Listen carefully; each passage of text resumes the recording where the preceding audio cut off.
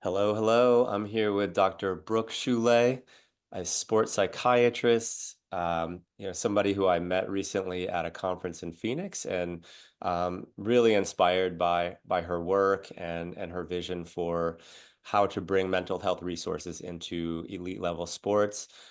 First, Brooke, could you just give us a brief overview of your professional experience? Sure. And I was so excited to meet you at the conference, and it's been great to stay in touch since then too. And just a little bit of background about me. I went to a 6-year Bachelor MD program right out of high school. I matched over to Phoenix, Arizona, where I did adult psychiatry and then child and adolescent psychiatry training. I met my husband here, so we settled down, and I started a group practice called Shule Performance Psychiatry, where we have a group of 5 psychiatrists and 5 psychologists all providing concierge mental health care. And then what kind of led me into the sports world was getting brought on as the team clinician and the team consulting psychiatrist for the Phoenix Suns and the Mercury, where I worked in the NBA and WNBA for 2 seasons. And then since that time, I really shift over to working with players associations. So, USOPC's mental health registry, USSF, MLBPA, NFLPA, NBPA, and now PTPA, and it's been really incredible to work with organizations that are really player focused and not so much focused on the business. So that's kind of what led me here. And I do a lot of advocacy work and really integrating uh, mental health resources into pro sports.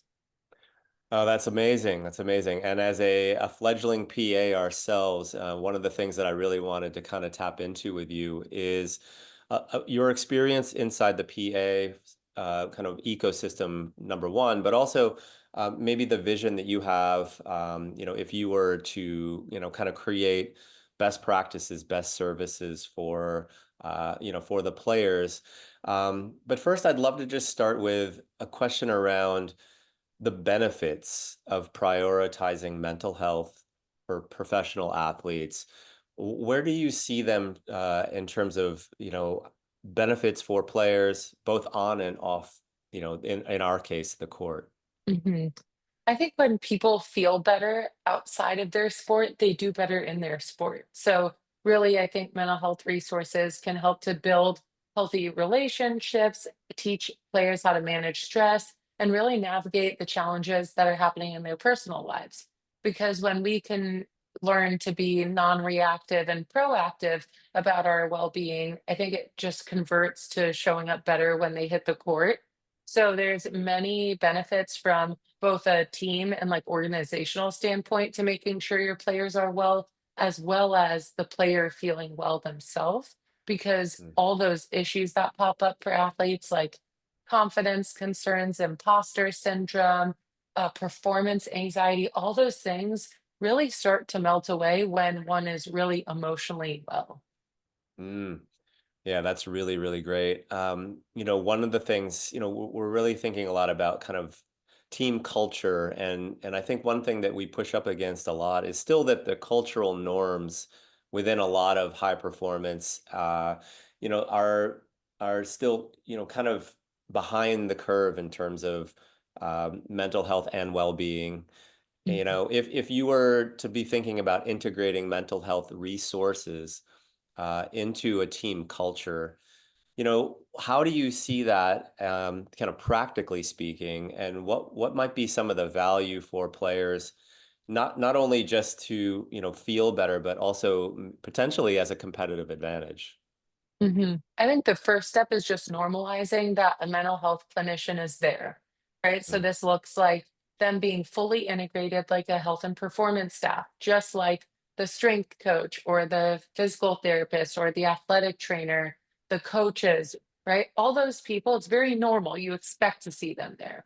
And I think there's still that shift where like, if a mental health clinician is there, I saw this in the NBA, it's like, well, am I in trouble, right? Is this a punishment?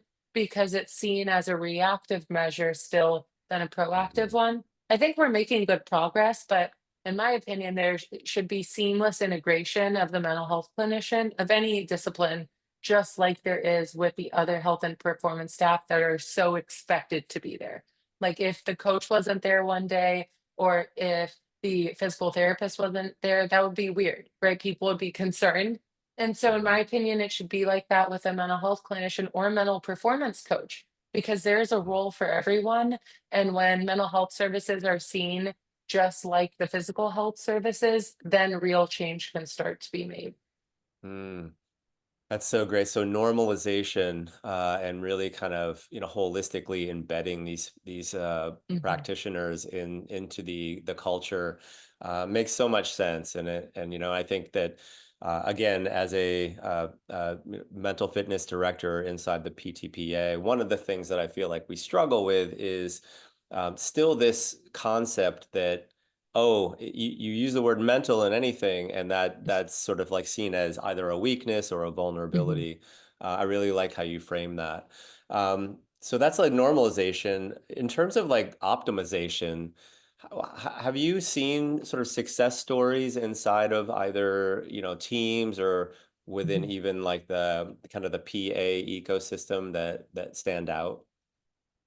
I think one that can be much improved is the return to play protocol. You could think of an athlete that goes through an injury, and there's so many physical health hoops that they have to go through and these milestones that they have to meet before they can even step out on the court, right? Like you have to see the physical therapist, see your orthopedic surgeon, see the sports medicine physician before you can make that grand entrance back out on the court.